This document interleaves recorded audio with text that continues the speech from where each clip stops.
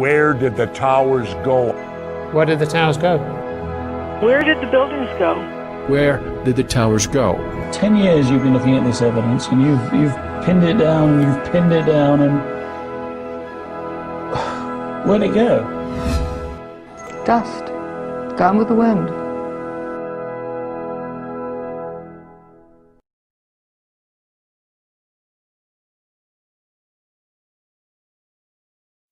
We're talking about the fact that most people see what they expect to see, what they want to see, what they've been told to see, what conventional wisdom tells them to see, not what is right in front of them in its pristine condition.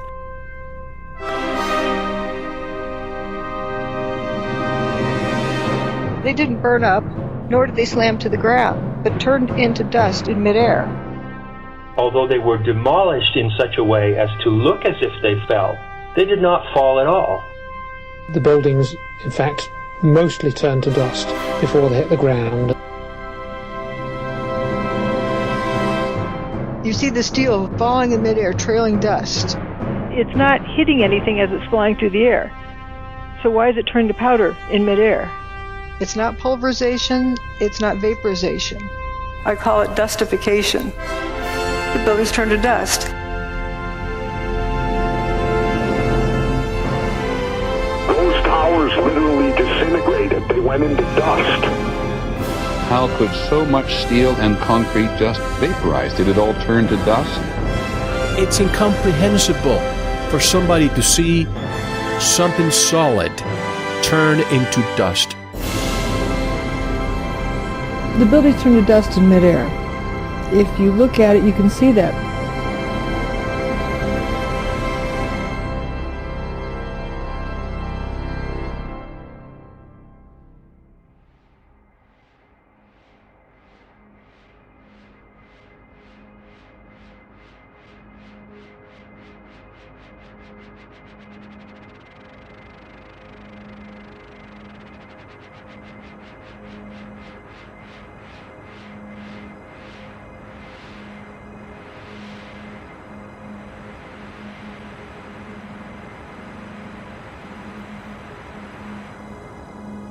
This is your last chance.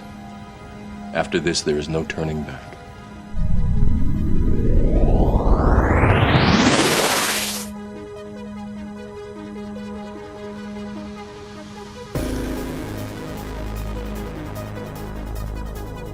You have a steel beam flying through the air, and it's dissolving as it flies through the air. It's turning into dust, and it's not hitting anything.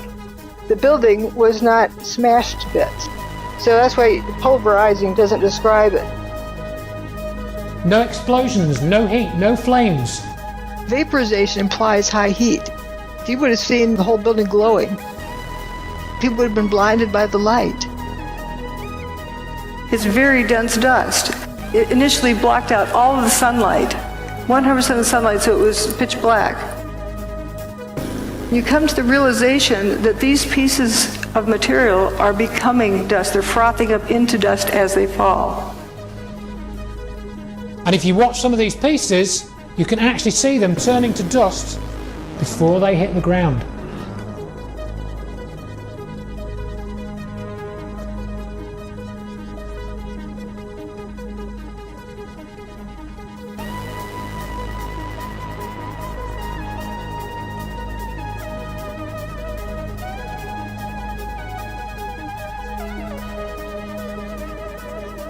It turns to dust. That's amazing. That is amazing. I mean, just like a Star Trek thing. It just, poof, it's gone. What we saw and what happened on 9/11 was something that we as the public had never seen before. What happened on 9/11, I believe today it was not a controlled demolition, it was not nanothermite, and it certainly was not the pancake effect of two planes hitting a building. There's a cluster of core columns that remains here. Watch what happens to them.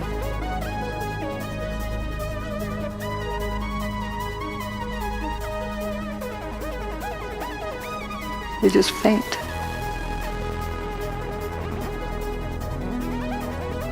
Here's Building 7, which is a 47-story building. It's like 650 feet tall, approximately. This has got to be over that.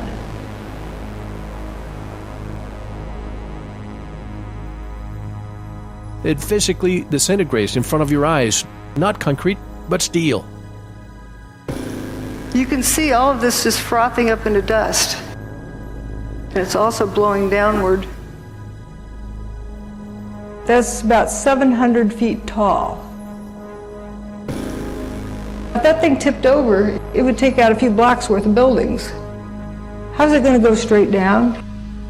You got a 700-foot hole in the ground, dropping into?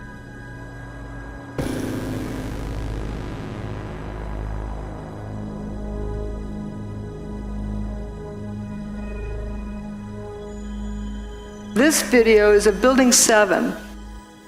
Notice it's one face and one face only that has this lather pouring out of it. If that's smoke, why is it one face only from ground to roof?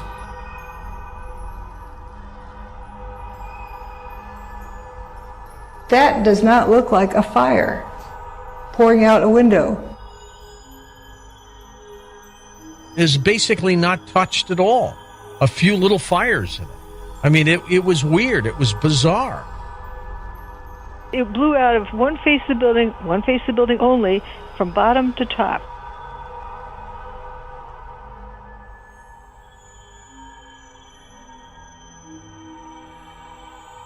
These windows are broken.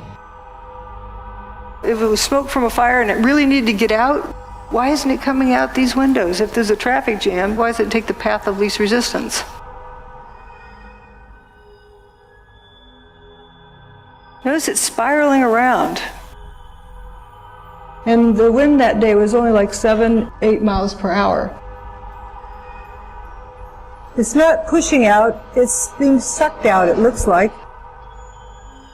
And that poured out of the building all afternoon for 7 hours. That's a lot of material.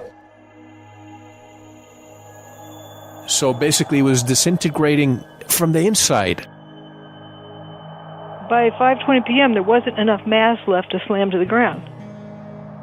The walls were like an empty shell. I wonder how many people out there listening to us right now are just dumbfounded, looking at each other.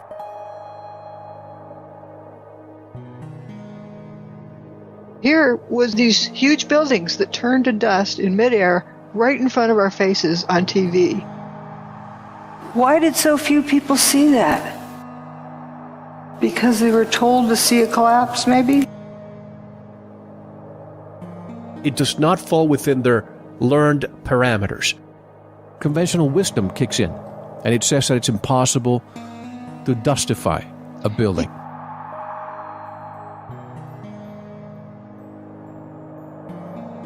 The buildings turn to dust before they even reach the ground.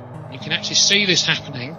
You can watch any of the videos from the news channels. They all show the same thing. We thought we knew what we saw. A plane hitting the building should not turn the buildings into dust. We've got to start looking at this whole situation a lot differently than we have up until now. Free your mind.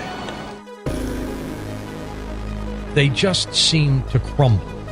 This is not a theory, and it is not speculation. The proof is staring us right in our face. Can you call that a collapse?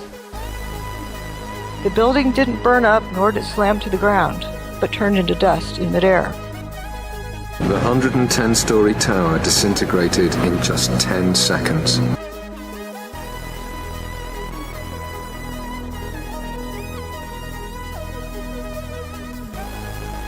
It doesn't look like a controlled demolition or a pancake effect. It looks more like a total pulverization. And it just seems like it's like a waterfall effect where it's just dust is just accumulating and piling over on each other. That's not a collapse. And it's not an explosion. It's a building frothing up into powder. This is 110 stories of building turning to dust in 10 seconds. It just seems to turn into dust. The towers did not collapse. They did not collapse. They were turned to dust. The towers were not brought down, but instead were turned into dust. We don't have a word in our vocabulary that describes that. So I've invented a new word, dustification.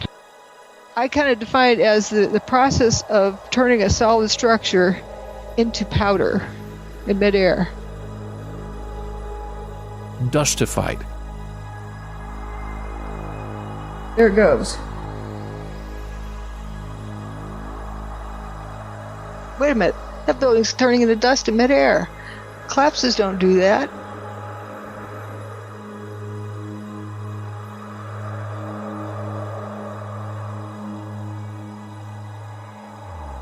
The towers turned to dust. They turned to dust before they hit the ground, and that's all I'm going to say about it.